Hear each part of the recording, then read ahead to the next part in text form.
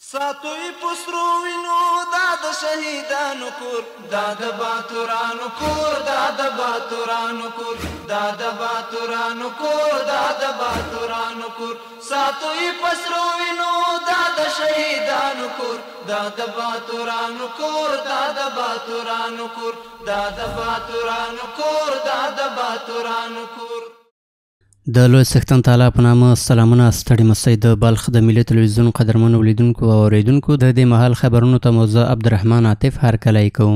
د بلخ ولایت په کشندي ولسوالۍ کې له 600 زلزله ځپلیو کورنیو سره د خوراکي او غیر خوراکي توکو او د نغدو پیسو مرسته وشوه. دغه مرستې د افغاني سرې میاشتې ټولنې او د ملک سلمان د مرستندوی بنسټ لخوا ترسره شوي دي چې له دې ډلې 350 زلزله ځپلیو کورنیو ته د هر کور پر سر 1500 افغانۍ نغدي پیسې ورکړل شوې چې په ټولیز ډول دغه مرستې 3,6,15,000 افغانۍ کیږي چې د نړیوال فدراسیون په مالی ملاتړ ترسره شوې. همدارنګه 250 نورو کورنیو ته د خوراکي او غیر خوراکي توکو مرسته ورکړل شوې چې پکې یو خیمه د پخلنځي توکي 15 کمپلې او 14 کیلوګرامه خرما شامله وه. بلخ ولایت ته د هیواد د سرې میاشتې ټولنې د عمومي رئیس په راتګ سره هم مهاله د دغه ولایت په کشندي ولسوالۍ کې له 600 زلزله ځپلیو کورنیو سره د یادې ټولنې او د ځینو مرستندویه بنسټونو لخوا د خوراکي غیر خوراکي او نغدو پیسو مرسته وشوه. د دې مرستو د ویش پر مهال د افغاني سرې میاشتې د عمومي رئیس ترڅنګ د بلخ مرستیال والي یو شمېر سیمه ییزو چارواکو او د مرسته کوونکو ادارو استازو شتون درلود. د مراسمو په پیل کې د افغاني سرې میاشتې ټولنې عمومي رئیس شیخ شهاب الدین دلاور وویل چې د افغانستان خدمت یو ایمانی او وجداني مسؤلیت دی. نوموړي زیاته کړه چې موږ ټول هڅه کوو څو د سرې میاشتې بشري فعالیتونو ته تر هغه وخته دوام ورکړو څو هیڅ اړمن افغان بې مرستې پاتې نشي. هغه ټینګار وکړ چې د زلزله ځپلیو کورنیو ملاتړ د دې ادارې له مهمو لومړیتوبونو څخه دی او زیاته کړه چې دوی به په ټول هیواد کې د طبیعي پیښو له زیانمنو شویو سره د مرستو لړۍ ته دوام ورکړي. خیریه مؤسسات خصوصا از مؤسسه خیریه ملک سلمان بنسٹ بسیار تشکر میکنیم و از دیگر خیریه مؤسسات او هلال احمر ها که از امرای هموطنان ما کمک کرده و در اینجا کمک های خود را رسانده تشکر میکنیم و انشاءالله ما در خدمت شما هستیم. ورته مهال د بلخ مرستیال والی د مرستو د ویش پر مهال وویل چې اسلامي امارت د خلکو خدمت ته ژمن دی او هڅه کوي څو د طبیعي پیښو له زیانمنو کورنیو سره بیړنۍ او دوامداره مرستې وکړي. هغه زیاته کړه چې ډیر ژر به د کشندي ولسوالۍ د سړکونو د قیراچونې کار هم پیل شي څو د سیمې خلک په تګ راتګ کې له اسانتیاوو برخمن شي. نوموړي له مرستندویه بنسټونو غوښتل چې د بلخ له خلکو سره د مرستو لړۍ پیاوړې کړي څو اړمنې کورنۍ بیرته خپل عادي ژوند ته راوګرځي. همین هفته دیگه همین سرک ما و شما زمین فلورق اینجا افتتاح میشه. سرک قرد ای ولسوالی میآید. یعنی شما فکر کنید که ولسوالی که بسیار دوردست ولسوالی کنم عواید هم نداره که بگم به خاطر عوایدی سرک میاد. نه این به خاطر همین میاد که به خاطر همین خدمت مردم به خاطر ملت این سرک هم اینجا خیر میشه. په ورته وخت کې د کشندي ولسوالۍ اوسیدونکو د دغو مرستو له ترلاسه کولو خوښي څرګنده کړه او له مسؤلینو او مرسته کوونکو ادارو یې مننه وکړه. دوی وایي چې دا مرستې به د ژمي په دې سړه هوا کې د ډیرو کورنیو عاجلې اړتیاوې پوره کړي. ما از اول از اینکه با مشکلات مردمی کلی که هستیم به خاطر همین حوادث مشکلات های سخت روبرو است، شهید داره و زخمی ها است. دیگه یکی کمک هایی که دفترها به ما کده از این دفترها کلگیش جهان تشکری میکنیم.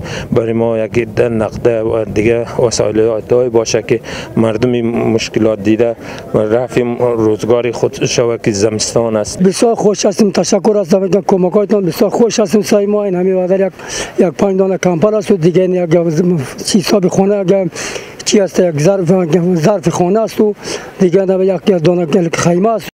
د یادونې وړ ده چې په دې وروستۍ زلزله کې د بلخ او سمنګان ولایتونو ځینې سیمې زیانمنې شوي دي چې دغه مرستې د زیانمنو کورنیو د ملاتړ او د هغوی د بیړنیو اړتیاوو د پوره کولو په موخه ویشل شوي دي.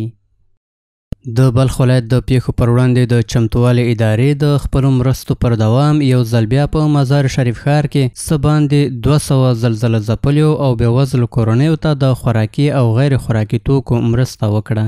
په مزار شریف ښار کې د دغه ولایت د پیښو پر وړاندې د چمتووالي ادارې لخوا د مرستندویه بنسټونو په همکارۍ له څه باندې 200 زلزله ځپلیو او بېوزلو کورنیو سره د خوراکي او غیر خوراکي توکو مرسته وشوه. د دغه ادارې د رئیس په وینا چې له دغو مرستو څخه موخه د خلکو د اقتصادي ستونزو راکمول دي او دغه چاره به په راتلونکي کې هم دوام ولري.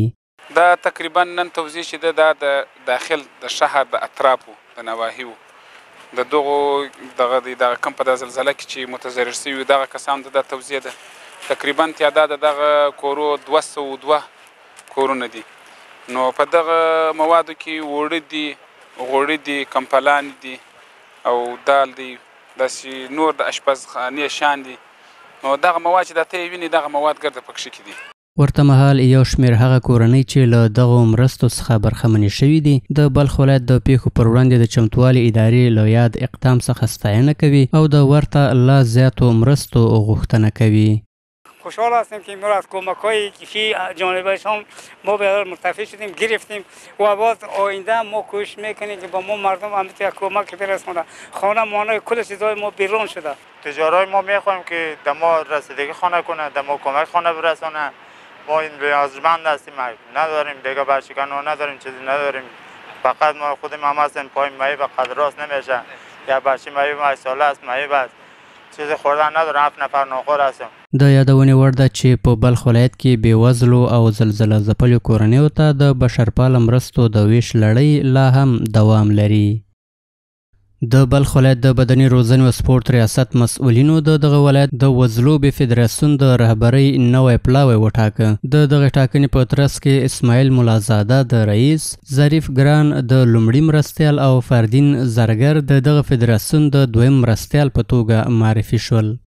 د بلخ ولایت د بدني روزنې او سپورت ریاست لخوا د وزلوبې فدراسیون لپاره محمد اسماعیل ملازاده د وزلوبې فدراسیون د نوي رئیس په توګه، ظریف ګران او فردین زرګر د مرستیالانو په توګه او همدارنګه ابراهیم ترکمن د میدان حکم په توګه وټاکل شول. ورته مهال ښاغلي ملازاده د یاد فدراسیون د نوي رهبرۍ پلاوي د معرفي په غونډه کې د چاپندازانو او د اسانو د څښتنانو له باور څخه په مننې ډاډ ورکړ چې د وزلوبې په سیالۍ کې د نظم راوستلو په برخه کې به پراخې هلې ځلې وکړي. انشالله با امید خداوند یک استراتژی 5 ساله را در اول ما تدوین میکنیم که در او استراتژی تمام ضرورت‌های فدراسیون بزکشی ولایت بلخ در نظر گرفته شود. د یادونې وړ ده چې وزلوبه په بلخ ولایت کې یو له پخوانیو لوبو څخه ده چې ګڼ مینوال لري. دغه لوبه د تجربه لرونکو چاپندازانو ترمنځ په منظمه او دوامداره توګه ترسره کیږي. د شمال زون د کرکټ شلوریزه ټورنمنټ نن د ورزشي چارواکو او د کرکټ بورډ د مسؤلینو په حضور کې په مزار شریف ښار کې رسما پیل شو. په مزار شریف ښار کې د شمال زون د کرکټ شلوریزه سیالۍ رسما پیل شوې. په دې سیالیو کې د شمال زون د بلخ، سمنګان، جوزجان، فاریاب او سرپل ولایتونو 15 لوبډلې له 15 غوره لوبغاړو سره د یوې اونۍ لپاره له یو بل سره سیالي کوي. د سیالیو د تنظیمونکو مسؤلینو په وینا د دې ټورنمنټ د ترسره کولو موخه د کرکټ د غوره څیرو پیژندل او د شمال زون د غوره لوبغاړو ټاکل دي څو د هیواد د 19 کلنو ټیم وروستیو سیالیو ته لار ومومي. د ولسونه سیندونه کم وي د هغو سیالۍ پیل شوې چې د دې نه مرال دا ده چې دلته هلکان لوبې وکړي او دې نه د زون ټیم جوړېږي. زون ټیم بیا کابل ته ځي، هلته به لوبې کوي. نو هغه هلته چا پر پام وکړلو هغه بیا ځي چې چا ښه وکړو هغه 19 ټیم ته ځي. په همدې حال کې یو شمېر د کرکټ لوبغاړو د دغو سیالیو ترسره کېدل د شمالي ولایتونو د کرکټ د ودې او پرمختګ لپاره یو اغیزمن ګام بللی او د افغانستان له کرکټ بورډ څخه یې غوښتي چې د تمرین او سیالیو لپاره معیاري میدانونه جوړ کړي. د انډر 17 چې دلته شروع شوي دي زموږ ولایت کې موږ ډېر خوشحاله یو او دا موږ سره دومره مرسته کېده چې دغه وکړو چې انډر 19 کې موږ ګډون وکړو. زیاتره ستونزې خو موږ او تاسې که وینو د اکاډمي ستونزې دي او په څنګ کې ورسره د ګراوند ستونزې دي چې مثلا ګراوند باید دا په شین چمن باندې وپوښل شي چون همدغه مشکلات دي چې لیګ اکاډمي او د میدان دغه لوبې انډر 17 شروع شوې د کرکټ بورډ د خوا نه موږ ډېر خوشحاله یو دا لوبې موږ مخته بوځي د زون پسه ده نو ډېر خوشحاله یو د کرکټ بورډ نه یاد دې وي چې د کرکټ ورزش په وروستیو کلونو کې په افغانستان کې بې ساري وده کړې او په نړیواله کچه یې هم د پام وړ بریاوې ترلاسه کړې دي د بلخ د ملي تلویزیون قدرمنو لیدونکو او اوریدونکو دا د دې مهال خبرونه تر بیا ښه وخت د الله په امان